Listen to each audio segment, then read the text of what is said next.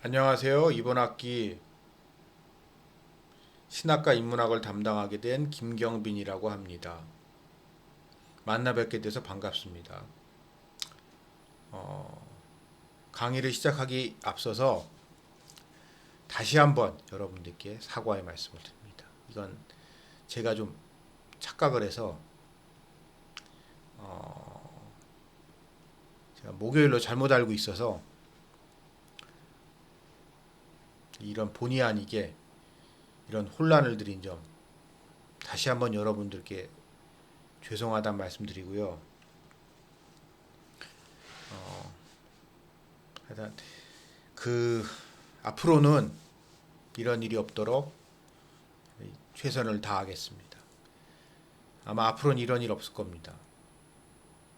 그리고 이 첫 시간과 나중 한동안은 지금 하듯이 이 유튜브로 제가 미리 찍어놓은 영상을 올릴 거고요.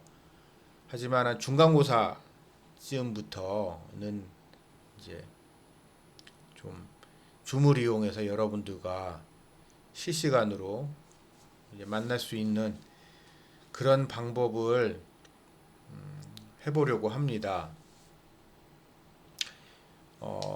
왜냐하면 이제 여러분 이제 수업 계획서를 보시고 이제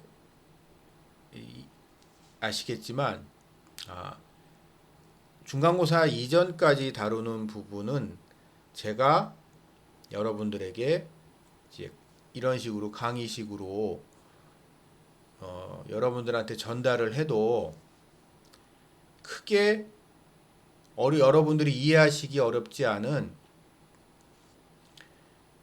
그런 내용들이라면 이제 중간고사 이후의 이야기들은 보다 이론적인 이야기들. 그래서 여러분들이 사전 지식이 부족한다면 좀 이해하기 힘든 부분도 많이 있기 때문에 후반기 부분부터는 여러분들과 이제 줌을 이용을 해서 이렇게 서로 인터랙티브하게 강의를 진행할 예정입니다. 그 점 참고해 주시기 바랍니다.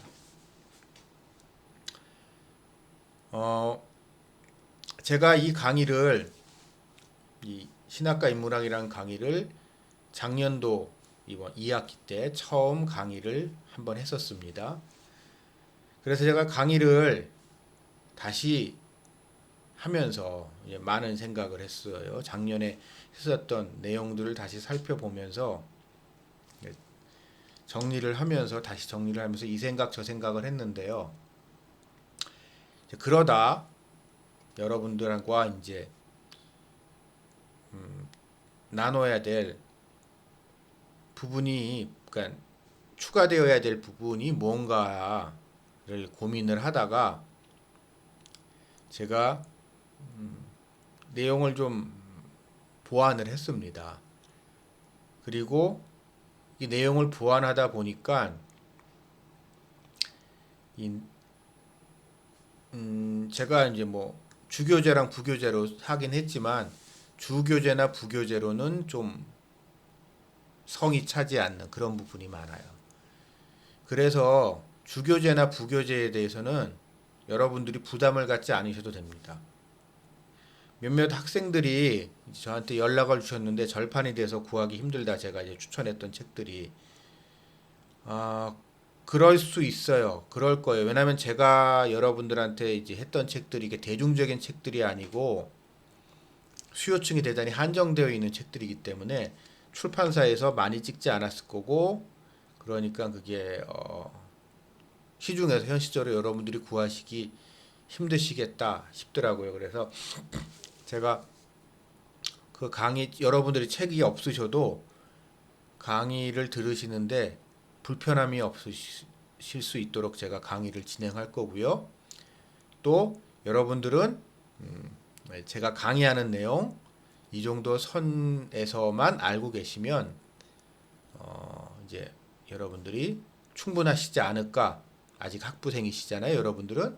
학부생인 여러분들한테 그 정도면 충분하지 않을까 싶어서 이제 교재에 대한 부담은 따로 가지지 않으셨으면 좋겠어요.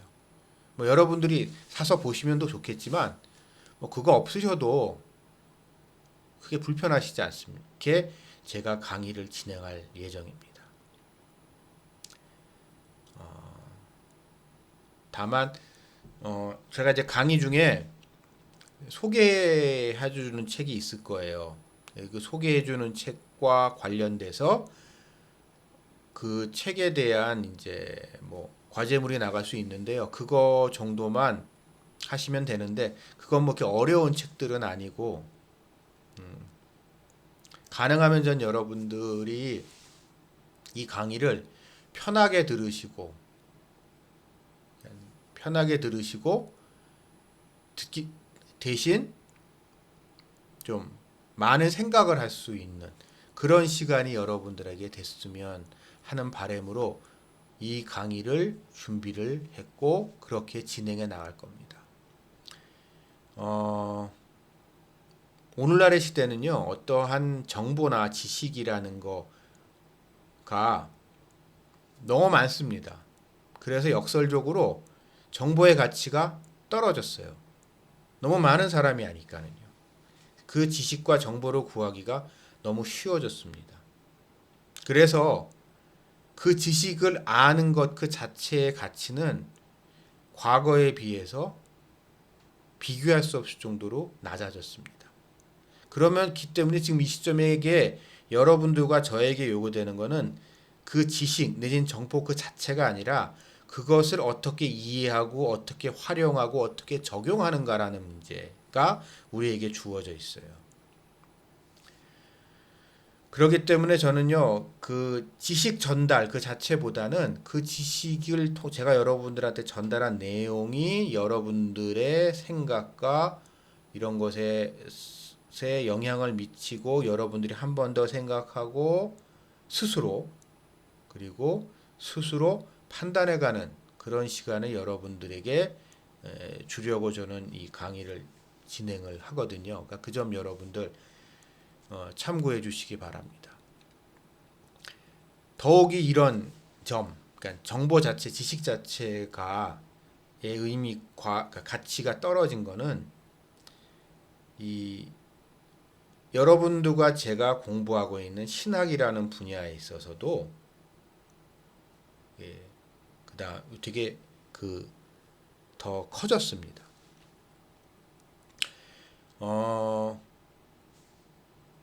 이번 이 강의의 제목이 신학과 인문학인데요. 이 주제에 있어서 저의 기본적인 스탠스, 기본적인 입장은 그렇습니다.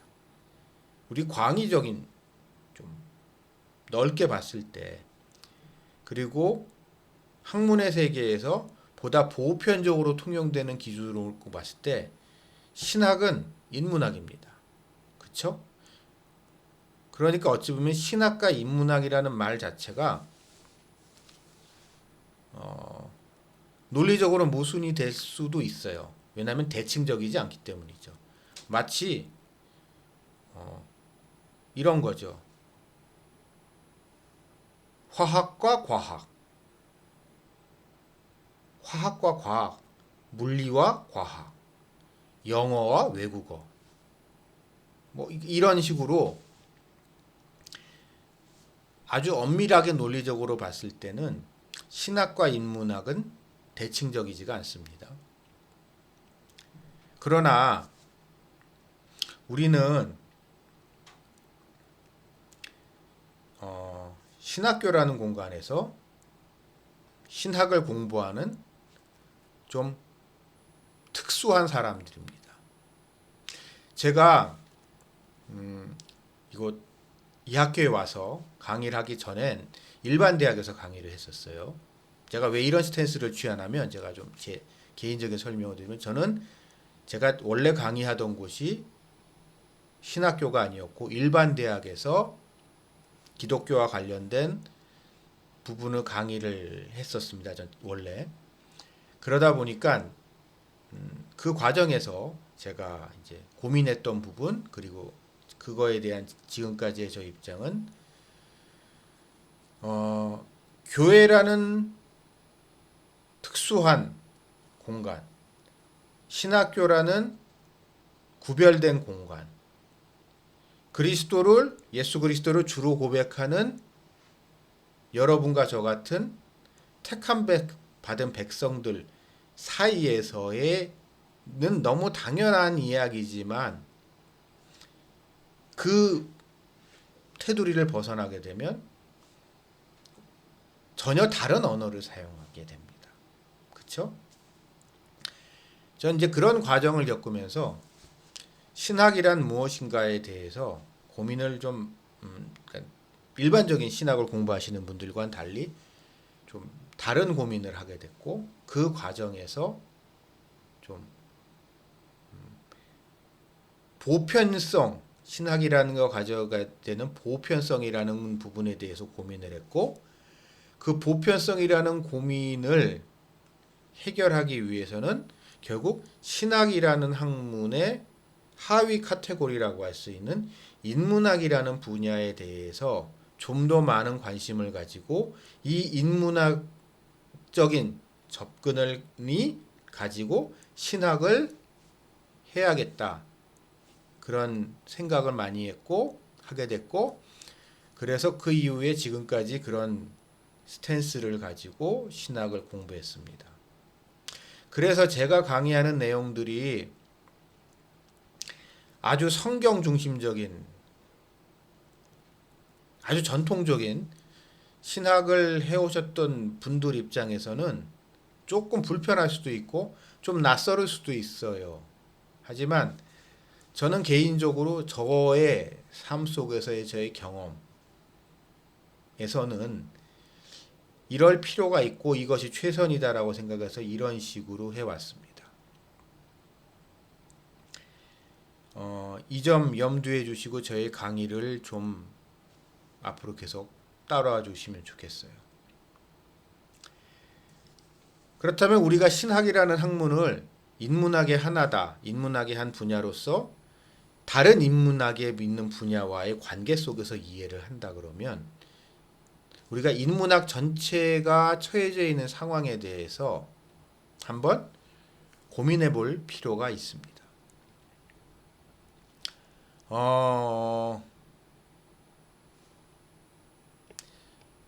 여러분, 제가 앞으로도 강의를 시작하면서 이제 강의를 하면서 여러분들 미리 좀 말씀을 드릴 텐데 제가 좀 냉소적인 사람입니다. 제가 좀 냉소적이어서,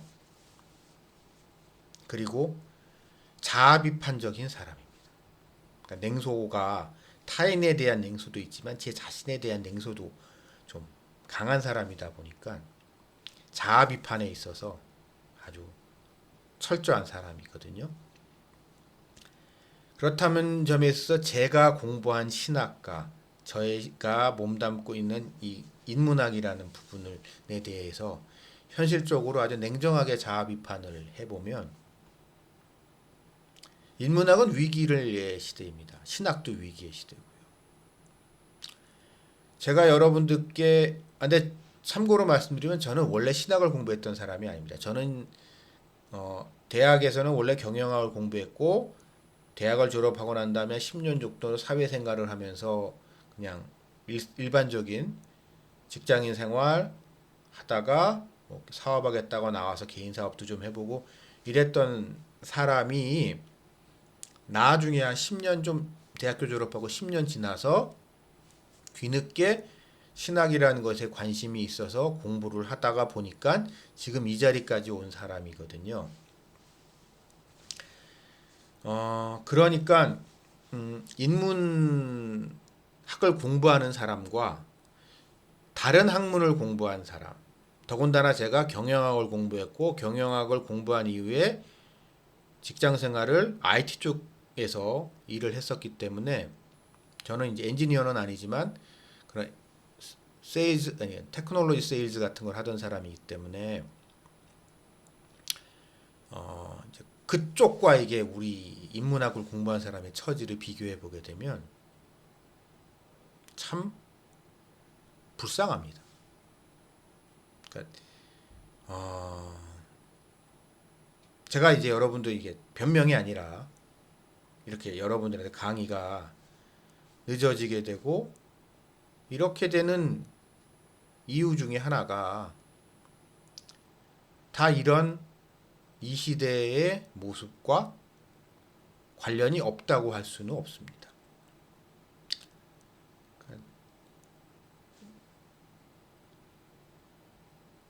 그래서 여러분이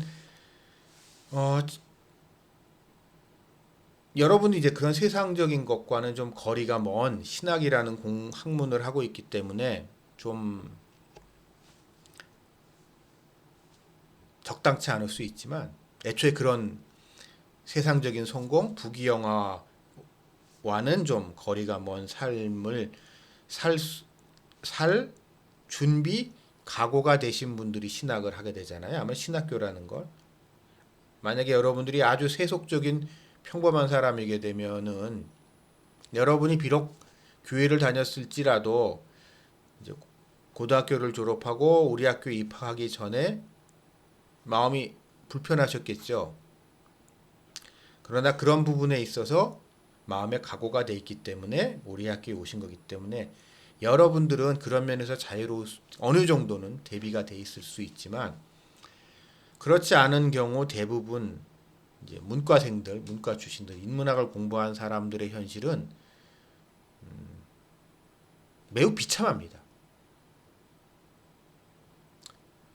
글쟁이라고 하죠. 글쟁이들의 삶은 아주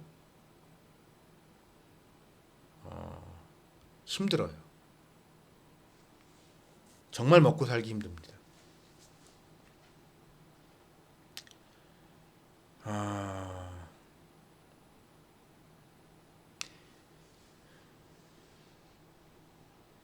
그러나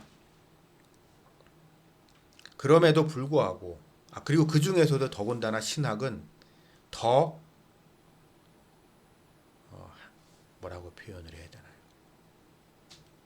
한심한 상황입니다. 제가 한 2년 정도 됐네요. 논문을 쓰면서 제가 이제 신학 공부하면서 제 동생과 뭐 얘기를 했어요. 제 동생은 근데 미술을 하는 미학을 공부하는데 제 동생이랑 뭐 얘기를 하다가 칼바르트 얘기를 했어요. 근데 이런 스위스에 20세 뭐 칼바르트라는 유명한 신학자가 있었는데 하면서 뭐 얘기를 하다가 제 동생은 그러니까 바르트라고 얘기했죠. 저는 바르트. 제 동생은 제 얘기를 듣고 이게 혼란스러워 하더라고요. 왜냐하면 미술을 하는 제 동생 입장에서는 바르트 하면 생각나는 게 프랑스의 문화비평가 롤랑 바르트를 생각을 하게 됩니다. 롤랑 바르트라는 사람이 있는지 몰랐어요. 그러니까 20세기에 20세기에 유명한 지성인으로서 바르트라는 사람이 신학 쪽에는 칼 바르트라는 사람이 있었고 문화평론 쪽에서는 롤랑 바르트라는 사람이 있었어요. 근데 저는 신학을 공부한 사람이기 때문에 당연히 바르트 하면은 칼 바르트 생각을 하는 거고 제 동생은 바르트 하면은 그쪽 공부를 하는 애기 때문에 롤랑 바르트 생각을 하는데 그래서 약간 좀 이제 둘이 혼선이 있었던 적이 있습니다. 그 이야기를 나누고 나서 저희 집에 들어와서 제가 그냥 호기심에 그냥 궁금해서 구글 트렌드 검색을 한번 해봤어요. 사람들이 바르트라는 이름을 검색할 때 칼 바르트를 검색을 하는 사람과 롤랑 바르트를 검색하는 사람의 비율을 한번 해봤는데 뭐 여러분 짐작하시겠지만 우리나라에서만 칼 바르트 검색을 더 많이 하고요. 다른 모든 나라에서 롤랑 바르트가 압도적으로 더 많이 검색이 됩니다. 구글 트렌드 검색을 해보면. 근데 롤랑 바르트는 그런 문화 그러니까 문화 비평에 있어서 그냥 20세기 후반에 있었던 문화 비평가로 유명한 그러니까 사람 중에 한 명일 뿐이고 칼바르트하게 되면 20세기 최고의 신학자라고 하거든요. 20세기 최고의 신학자라고 하는 사람이 여전히 신학이라는 학문이 중요한 한국에서나 관심의 대상이 돼서 사람들이 구글 트렌드, 구글 검색을 하는 거고 할 뿐이지 다른 나라들에서 그의 모국인 스위스나 그의 주요 활동지였던 독일에서조차도 이렇게 밀려나는 모습을 발견하고 아 이게 이 시대의 신학의 위상이구나 라는 생각을 하게 됐습니다. 이런 위기에 우리는 직면해 있어요. 그러니까 인문학이 위기고 그러니까 인문학의 위기를 그냥 표현하는 아주 이제 가장 적절한 표현이 일명 문송함이다라는 표현인 것 같아요. 문과에 죄송합니다. 취직이 안 되잖아요. 여러분들은 뭐 그런 거에 크게 구애받는 분들은 아니겠지만 그렇게 문과 그 중에서도 인문학 그 중에서도 신학 그걸 공부하시는 여러분들인데 그걸 공부한 저고 그걸 공부하시는 여러분들인데 그렇기 때문에 우리는 이런 현실에 대한 위기의식을 가지고 이 공부를 해야 되지 않을까 싶습니다.